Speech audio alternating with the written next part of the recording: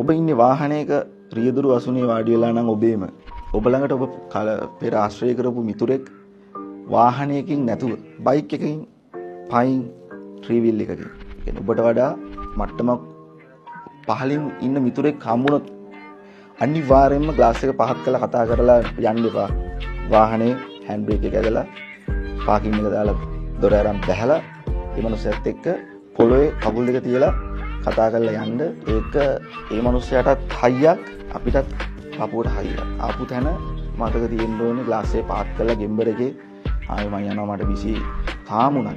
මේක යටින් කමෙන්ට් කරයි බොරු නම් මම ඕන තරම් මේ කොළඹ පාරවල් මැද ඕන තරම් කොල්ලෝ සමහරලාට කතා කරාට පස්සේ මම බහැලා කතා කරනවා. මම කවදාවත් ඇතුළේ ඉඳන් කිසි මිනිහෙක් එක්ක කතා එක මම දකින්න එක මිනිහෙක්ට කරන අගෞරවයක් විදියට. අපේ ලෙවල් එක පෙන්වන්න කරන බොරු ෂෝ එකක් ඒක.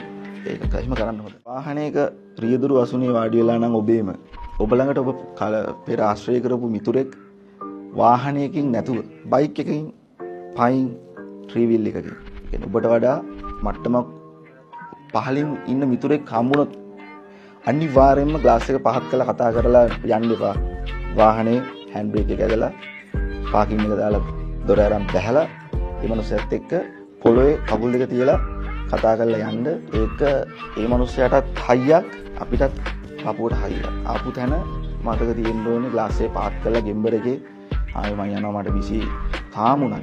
මේක යටින් කමෙන්ට් කරයි බොරු නම් මම ඕන තරම් මේ කොළඹ පාරවල් මැද ඕන තරම් කොල්ලෝ සමහරලාට කතා කරාට පස්සේ මම බහැලා කතා කරනවා. මම කවදාවත් ඇතුළේ ඉඳන් කිසි මිනිහෙක් එක්ක කතා එක මම දකින්න එක මිනිහෙක්ට කරන අගෞරවයක් විදියට. අපේ ලෙවල් එක පෙන්වන්න කරන බොරු ෂෝ එකක් ඒක.